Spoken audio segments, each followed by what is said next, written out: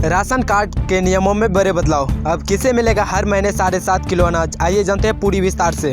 भारत के करोड़ों परिवारों के लिए राशन कार्ड सिर्फ एक पहचान पत्र नहीं बल्कि उनके घर के चूल्हे जलने का आधार है। केंद्र सरकार अब इसी राशन कार्ड विवरण प्रणाली में एक ऐसा ऐतिहासिक बदलाव करने जा रही है जो दशकों से चली आ रही है और असमानता को दूर कर सकता है। अगर आप या आपका कोई जानने वाला अंत्योदय अन्न योजना का लाभार्थी है तो यह खबर सीधे आपके घर के बजट पर असर डालने वाली है। मौजूदा व्यवस्था की चुनौती क्या है?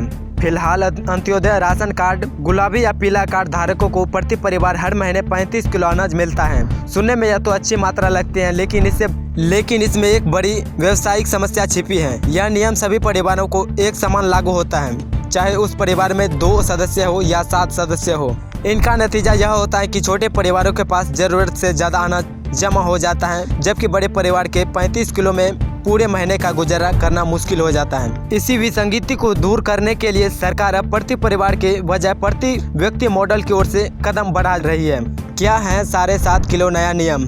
केंद्रीय खाद्य मंत्रालय की रिपोर्ट के अनुसार राष्ट्रीय खाद्य सुरक्षा अधिनियम के तहत नियमों के संशोधन की तैयारी है। यह प्रस्ताव के मुताबिक अंत्योदय लाभार्थी को अब प्रति व्यक्ति 7.5 किलो अनाज दिया जाएगा। यह मात्रा सामान्य कार्ड धारकों को मिलने वाले 5 किलो प्रति किलो से अधिक रखी गई है, क्योंकि अंत्योदय श्रेणी में समाज के सबसे गरीब और वंचित वर्ग लोग आते हैं। सरकार का लक्ष्य है कि इस नई व्यवस्था को मार्च 2026 तक पूरा देश में लागू कर दिया जाएगा। किसे होगा फायदा और किसे नुकसान? इस नए नियम लागू होते ही करीब 1.71 करोड़ अंत्योदय परिवारों को समीकरण बदल जाएंगे। बड़े परिवार को राहत। इस परिवार में 5 या ज्यादा सदस्य हैं, उन्हें पहले 35 किलो के मुकाबले अब अधिक अनाज मिलेगा। उदाहरण के लिए अगर किसी परिवार में 6 सदस्य हैं तो उन्हें 7.5 किलो के हिसाब से कुल 45 किलो राशन मिलेगा। छोटे परिवार पर असर। जिन परिवारों में 4 या उससे कम सदस्य हैं उनके राशन कार्ड की मात्रा थोड़ी कमी आ सकती है। जैसे 4 सदस्य वालों को अब 30 किलो राशन मिलेगा, जो पहले मिलने वाले 35 किलो से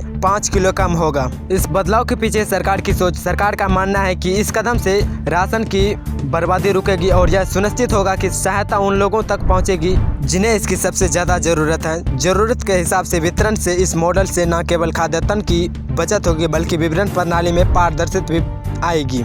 अंत्योदय अन्न योजना के बारे में। अंत्योदय अन्न योजना, जिसे कई राज्यों में गुलाबी राशन कार्ड का नाम से जाना जाता है, राष्ट्रीय खाद्य सुरक्षा के एक अहम हिस्सा है। यह योजना मुख्य रूप से उन लोगों के लिए है जिनके पास आय का कोई सुनिश्चित साधन नहीं है, जैसे भूमिहीन कृषि मजदूर जैसे संगीता किसान, विधवाएं या गंभीरता बीमारी से पीड़ित व्यक्ति, 60 वर्ष से अधिक आयु की बुजुर्ग जिनका कोई सहारा नहीं है, झुग्गी झोपड़ी में रहने वाले और दिहाड़ी मजदूर। अगर सरकार इस प्रस्ताव को अंतिम मंजूर दे देती है तो यह भारत की खाद्य सुरक्षा निश्चित में एक मान्य और तार्किक बदलाव होगा। यह सुधार सीधे तौर पर इंसान को केंद्र में रखता है, न कि परिवार की संख्या को। इससे ग्रामीण और शहरी क्षेत्रों में गरीब परिवारों को बढ़ती महंगाई के दौर से एक मजदूर संबल मिलेगी।